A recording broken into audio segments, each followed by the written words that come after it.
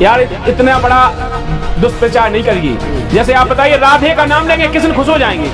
बताइए आप, कितना बड़ा पाखंड है यार। अरे यार जिसे अगर खुश करना है तो उसी का नाम लो, तब मानेंगे। आप करें तो भक्ति और सनातन धर्म के जो लोग करें वो पाखंड, ऐसा कैसे संभव है? मैंने आपसे कहा है कि सनातन के नाम पर आप लोग बदनाम कर रहे हैं। सभी देवी देवताओं को बदनाम कर रखा है आप लोगों ने, और जितने भी आपके साधु संत हैं इन लोगों ने सनातन को बदनाम कर रखा है। सनातन का नाम लेकर के और ये बिल्कुल पाखंड फैला रहे हैं। सनातन की बात एक नहीं मानते हैं, गीता जी की एक बात नहीं मानते हैं, रामायण की एक नहीं बात मानते हैं। रामायण में स्पष्ट लिखा है, क्या लिखा है रामायण? रामायण में कहा है कि कलयुग योग ना यज्ञ ना ज्ञाना, एक आधार नाम गुण गाना। कलयुग के अंदर कोई पाखंड नहीं करना चाहिए। कलयुग के अंदर कोई पाखंड करने की जरूरत नहीं, स्पष्ट लिखा है। वो यहाँ पर सबने पाखंड करो। नमस्कार, आप देख रहे हैं आध्यात्मिक डिबेट। जगत गुरु तत्वदर्शी संत रामपाल जी महाराज जी के अनुयायियों द्वारा नकली धर्म गुरुओं पर उठाए गए सवाल। आइए देखिए इस वीडियो में पूरी जानकारी। जो वृंदावन है वहाँ पर भक्ति का केंद्र है, लेकिन आप यहाँ पर आए हो, यहाँ पर क्या है बताइए? आपको वहाँ जाना चाहिए वृंदावन में जहाँ पर भक्ति, राधा स्वयं आई, श्री कृष्ण जी आए, वहाँ पर भक्ति है, और यहाँ पर क्या है आपको बताइए? देखिए आपने कहा है कि वृंदावन जाना चाहिए, वहाँ पर भक्ति का केंद्र है। यार वृंदावन में अभी कौन सी राधा आई अभी बताइए? अरे वो तो आई थी, वो चली गई जब उनकी भक्ति नहीं की। उनके राधा राधा जब वो चले आएंगे बिहारी, मतलब श्री कृष्ण जी आ जाएंगे जपने से राधा राधा, आप बोल रहे हो कि इससे कुछ नहीं होगा? और देखिए एक तो सबसे बड़ा यहाँ पे झगड़ा हो जाएगा। अगर एक बात बताइए आप, अगर आपसे हमें प्रेम करना हो, आपकी बीवी का हम नाम लें तो आप हमसे खुश हो जाएंगे कि लड़ाई हो जाएगी? यार इतना बड़ा दुष्प्रचार नहीं करिए। जैसे आप बताइए राधे का नाम लेंगे किस दिन खुश हो जाएंगे? बताइए आप, कितना बड़ा पाखंड है यार। अरे यार जिसे अगर खुश करना है तो उसी का नाम लो, तब मानेंगे। आप करें तो भक्ति और सनातन धर्म के जो लोग करें वो पाखंड, ऐसा कैसे संभव है? मैंने आपसे कहा है कि सनातन के नाम पर आप लोग बदनाम कर रहे हैं। सभी देवी देवताओं को बदनाम कर रखा है आप लोगों ने, और जितने भी आपके साधु संत हैं इन लोगों ने सनातन को बदनाम कर रखा है। सनातन का नाम लेकर के और जो बिल्कुल पाखंड फैला रहे हैं। सनातन की बात एक नहीं मानते हैं, गीता जी की एक बात नहीं मानते हैं, रामायण की एक नहीं बात मानते हैं। रामायण में स्पष्ट लिखा है, क्या लिखा है रामायण? रामायण में कहा है कि कलयुग योग ना यज्ञ ना ज्ञाना, एक आधार नाम गुण गाना। कलयुग के अंदर कोई पाखंड नहीं करना चाहिए।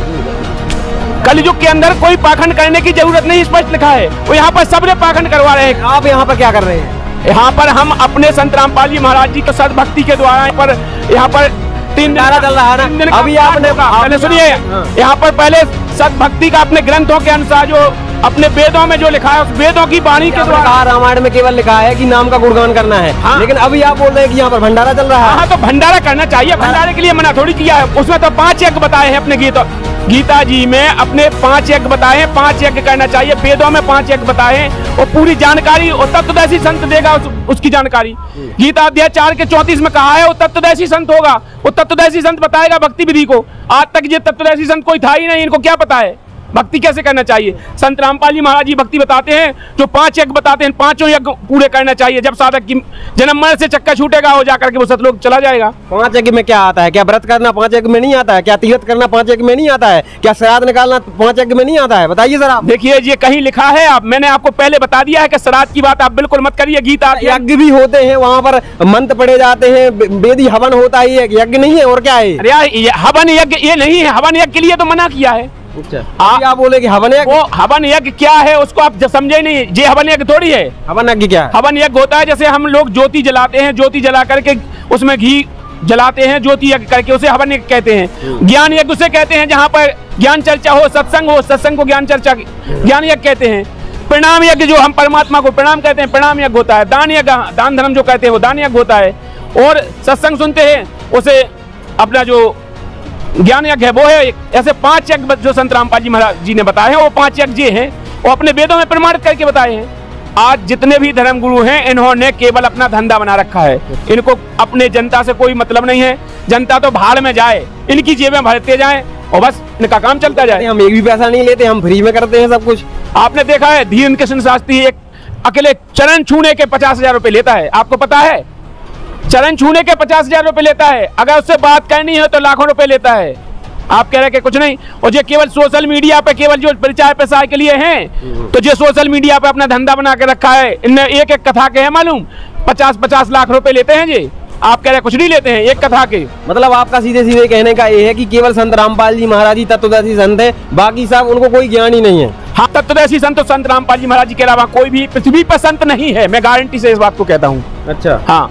तो आप और क्या कहना चाहेंगे? बस मैं ये कहना चाहता हूँ कि नकली धर्म गुरुओं से मैं प्रार्थना करना चाहता हूँ कि आप भी उसी परमात्मा की संतान हैं और अपना कल्याण कराएं और इस भोली भाली जनता को मत बहकाएं। इस भोली भाली जनता को छोड़ दें, छुटकारा दे दें, इनसे कह दें कि हमारे पास वो ज्ञान नहीं है जो संत रामपाल जी महाराज जी के पास है।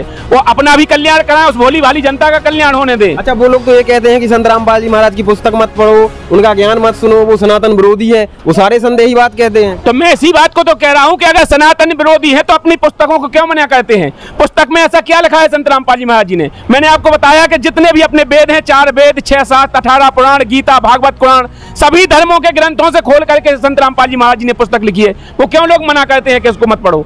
उनको तो कहना चाहिए कि पढ़ो, अगर सच्चाई है तो हमें भी बताओ, हम भी चलेंगे उनकी शरण में। वो कहते हैं माइंड डाइवर्ट कर देते हैं वो लोग, मतलब भ्रमित कर देते हैं। यार भ्रमित तो जे लोग करें बैठे हैं, इनकी रोजी रोटी बंद हो रही है।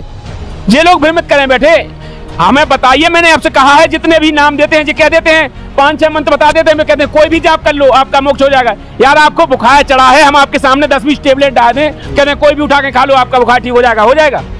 नहीं, वो डॉक्टर जो देगा वही होगा उससे।